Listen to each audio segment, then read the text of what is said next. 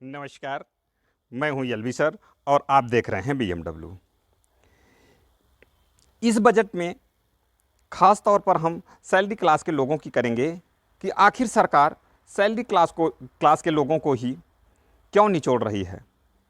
सरकार salary class के लोगों की सैलरी आते ही बिना उनसे पूछे इनकम टैक्स एकदम से खचाक से काट लिया जाता है, जबकि रोज़ाना के 4 से 5 हज़ार रुपये कमाने वाले वकील, डॉक्टर, प्लम्बर को, जो कि एक चवन्नी का टैक्स नहीं पे करते हैं, सरकार आखिर उन्हें क्यों नहीं पूछ रही है। आखिर क्या सैलरी क्लास के लोग ही पूरे देश को चलाने का जिम्मा दे रखे हैं। आखिरकार ऐसा क्यों हो रहा है?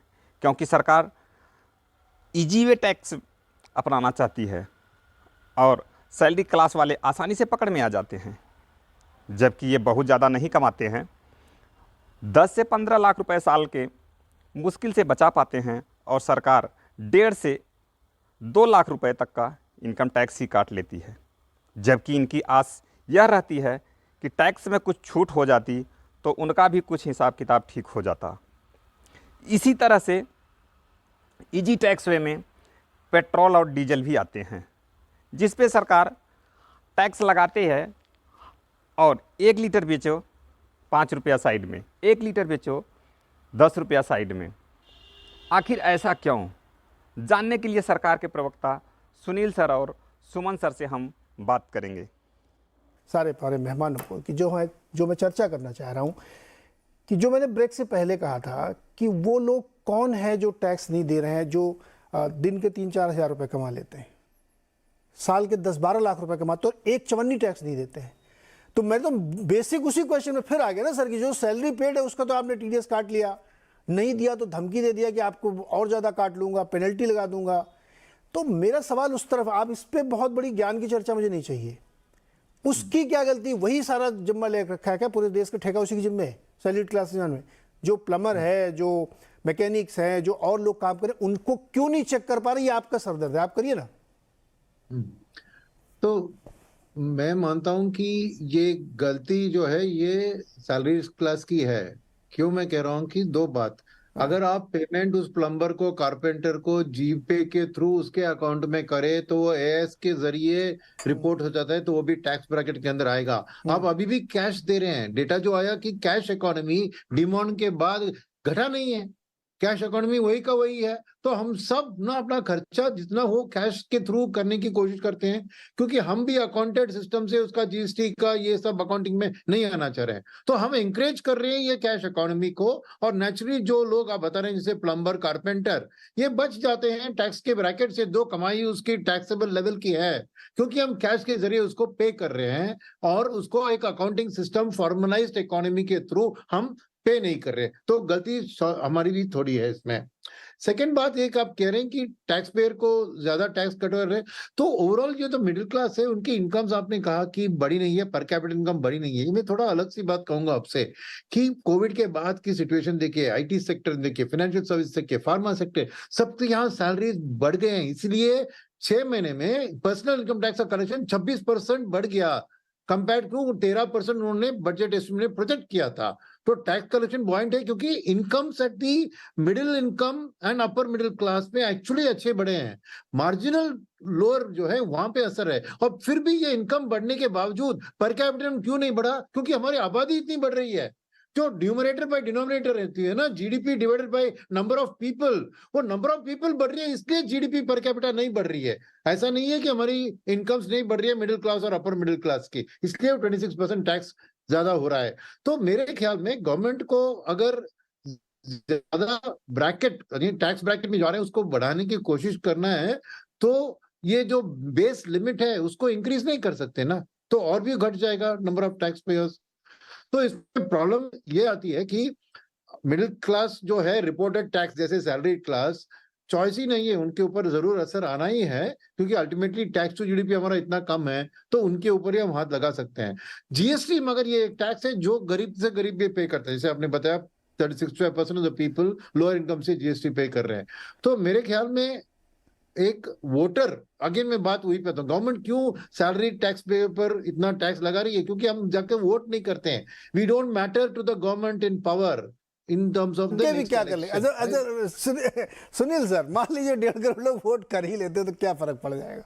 कर लो आप। वही गिनती हमारी इतनी कम है ना, तो we can't make a difference at the turnstile. उन 1.5 करोड़ के वोट करने से भी कोई फर्क नहीं पड़ेगा, तो बेचारे करे ना करे उससे कोई। लेकिन ये मैं देखिए बहुत अनकन्वेंशनल बात मैं कर रहा हूँ, जो हो सकता है कुछ लोग ये कहें कि यार ये इनको बेसिक इकोनॉमिक्स नहीं आती। मुझे बेसिक जस्टिस समझ में आता है कि भाई साहब वो 1.5 करोड़ हो, 90 लाख हो, 50 लाख हो, ये कोई तरीका नहीं हो सकता ना कि आप उन्हीं को चूसते रहेंगे क्योंकि आपकी पॉपुलेशन बढ़ रही है इसलिए पर कैपिटा इनकम गिरेगी, इसलिए फिर वही घूम फिर के 1.5 करोड़ को ही निचोड़ना है। ये कौन सा तरीका है?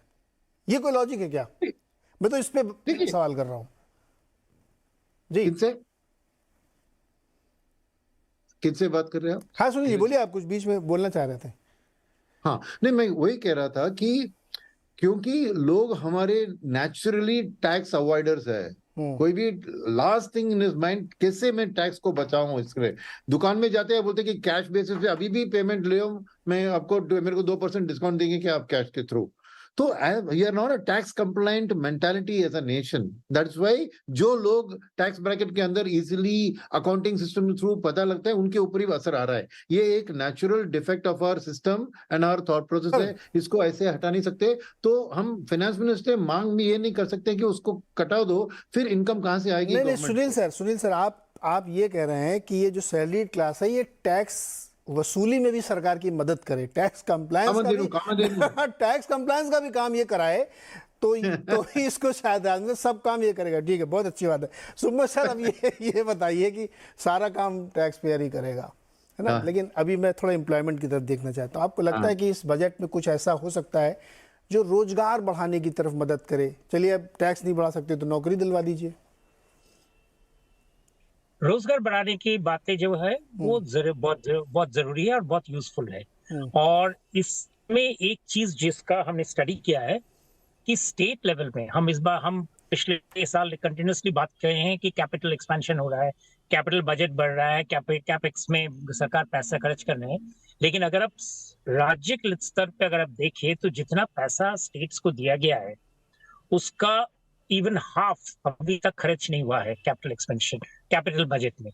और ये काफी चिंता का विषय है, क्योंकि हम अगर कह रहे हैं, जैसे अदिति जी कह रही थी, कि कैपिटल एक्सपेंडिचर ही मूल मंत्र है एम्प्लॉयमेंट बढ़ाने के लिए, हर तरह के इन्वेस्टमेंट्स को पुल इन करने के लिए, प्राइवेट सेक्टर को इनकरेज करने के लिए। हम जब एनिमल स्पिरिट्स की बात कर रहे हैं कि प्राइवेट सेक्टर को इनकरेजमेंट मिले, तो कैपिटल बजट का जो रुपया है वो अगर खर्च ना हो तो एक बहुत बड़ा वरी है।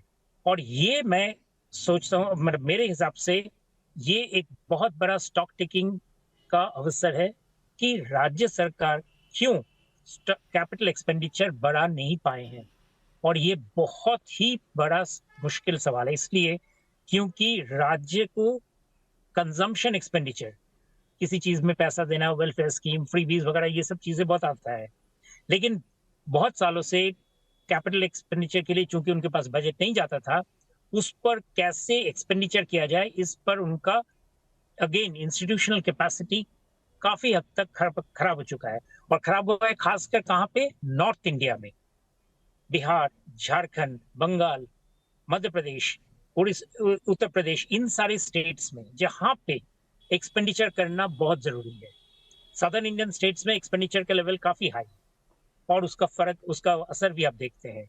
लेकिन नॉर्थ इंडियन स्टेट्स, और जिनका मैं जिक्र कर रहा हूँ, पंजाब में, इन सारे स्टेट्स में कैपिटल एक्सपेंडिचर बिल्कुल ही नहीं हुआ है। यानी कि आप पैसा दिए हैं लेकिन तब भी वो खर्च नहीं कर